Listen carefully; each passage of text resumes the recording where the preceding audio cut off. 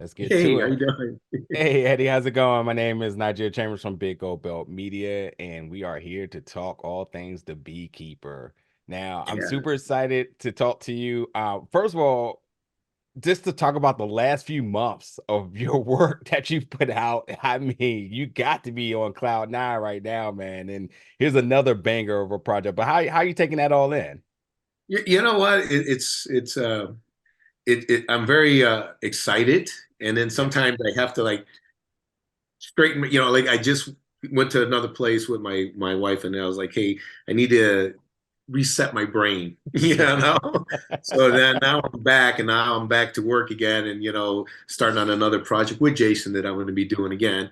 And so, to me, I'm very fortunate, and but again, a lot of it is hard work. Yeah. Hard work, and if you don't put the time, you're never going to get there. I heard you try to slide that in there real quick. You said another project with Jason. Yes, yes, yes. Okay. Anything else you may be able to say about that title, date range, anything of that sorts? Well, I mean, Sylvester Stallone wrote it, Okay. and David Ayers, our director, who did The Beekeeper, he's also involved with some Wow. rewrites, and Jason's starring in it, Yeah. and so we're already talking and getting involved with some of the action sequence. Whole different plot, which Okay. is a cool plot, and The Beekeeper to me was very important for me because again, like we're the way we're getting scammed right now on our phones and everything else. And I was a victim like 20 some years ago, Mm, just buying an app online. It's just like I didn't have the money then. It was like, hey, there's how can you guys do this to me? I just got yeah. scammed. And so now to bring it out on film, because now you're talking, the retirement people and Yeah. older people and just people who just get scammed and don't know, what's right, to see a superhero, because my revenge was I was to grab him and choke him. Now to see Jason perform that, I was like, yes, Yes, exactly. Listen, yes, I got so much comments to make. First of all, I'm gonna be 100% honest. There's this sort of just this lukewarm temperature amongst films that come out in January, because it's like right out of the award season contention. So a lot of folks are saying like these films are sort of throwaway films. But I was looking at through the weaves, I was like David Ayers, I was like Jason stayed on that. Just kept looking down, saw your name attached. I'm like, hold on. This sneakily about to be one of the best films of the year, Outbreak. And then even in my review, so you can hold me honest to this, I said this truly may be Jason Statham's best work ever. And the work in terms of the choreography with the stunts, the cinematography, I mean, this film just really sets itself apart from a lot of the different things we saw in the past. I'd say that some of the fight sequences and the deaths within it are so unique. You will never have seen anything put together like this. And to hear that you all are coming back all together, I mean, Christmas was last month, sir, but I'd still yeah, take gifts if yeah. that's okay. I know, and you know what? When you get a combination of department heads that make things right, you don't want to lose them. You want to keep them together. Yeah. Know that the next project, you guys know what levels we could go to. Yeah. And David's such an awesome director that he listens. And Yeah. he would come up with ideas and he's like, yeah, that might work. Let's show me your previous, and then they'll say, yeah, you know what? Let's instead of this, let's do it this way. And then I'm like, yeah, it all works. It's a good combination when you got department heads and especially the director and our main lead talk together to make things action wise, the performance great Yeah. is a good combination to any film. Fans, we don't get that lucky, man. I mean, yeah, everything you said is exactly what we be saying. Like, if y'all got something good going, continue with it. And sometimes Absolutely. things get Yeah. into place. So I'm absolutely was I was not expecting to hear that. So I'm super excited to know this now. But No, it is. I got to ask you specifically about your work here with the Beekeeper. There's a lot of impressive sequences, a lot. I'm giving it to you, putting it together here, sir. Which Yeah. one are you most proud of? Which one are you think is going to just blow the fans' minds away when they get a chance to check this out in theaters January 12th?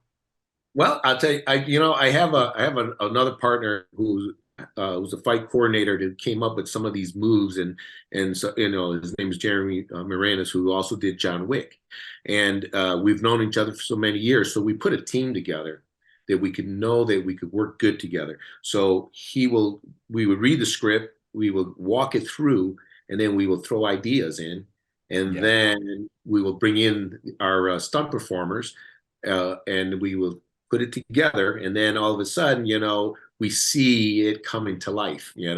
Then we collaborate with our with Jason and our director, and then we get their inputs, and we just get it dialed in, and then all of a sudden now we start rehearsing with Jason, and to have Jason so physical and athletic, and it's easier to work with somebody like that. And so now we have Jason training with us, and now when he's performing it on the screen, you get other department heads going, holy cow, he knows a fight. They don't know that we've been training with him, you know what I'm saying? And if they're impressed, that, and when you see it on this big screen, the audience is going to be impressed, So, it's just a lot of training, a lot of work, and to see the sequence happen and to read the script. And we always wanted to bring it up higher towards the end of the movie.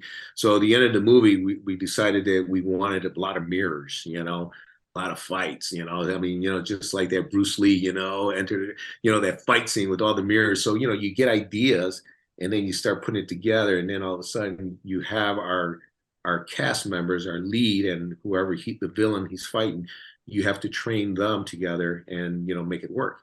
So individually, if they put the work into it, everything runs smooth, and we get Yeah. what we see on the screen.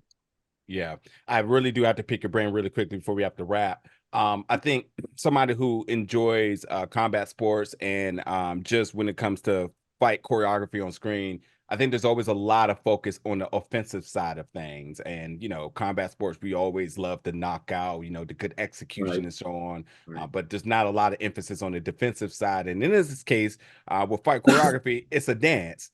Could you talk a little bit about the defensive side, the folks on the receiving end of things, and how you prepare them to really bring these things to light?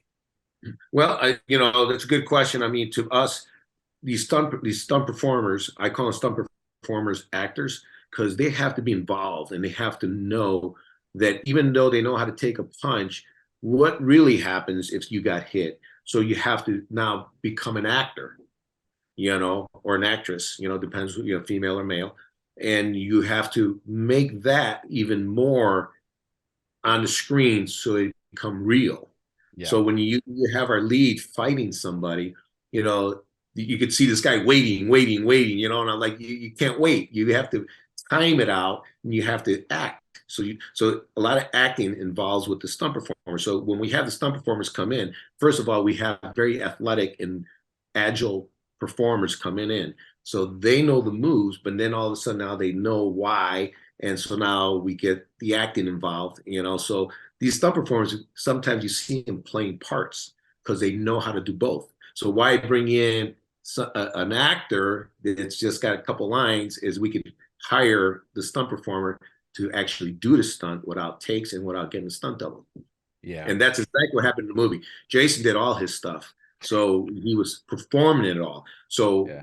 doing the rehearsals with him and training him and him knowing the dance steps became a good thing for David, because he wasn't able to, he was able to film the whole sequence without cuts. So, you know, it makes movie magic. Yeah, man, that's a bad man here. Yeah. And you're not afraid to getting in front of the camera as well, too. So while I may not been able to identify you here, did you do any little cameos or I anything mean, in front of the camera yes, in this? I did a cameo. I played one of the agents in the mansion, and he winds up choking me and using me as a body shield to bring me into another courtyard, which starts another sequence fights. So yeah, so it was like, okay, it's like we're doing all this, choreographing all this action and working with stunt performers and props and art department, and all of a sudden it's like, producers, and David goes, "You played a part," and Jason even goes, "Yeah, you played a part." Okay, let's do it. So, but I've been comfortable in front of camera, so to me it was like, yeah, I'm in.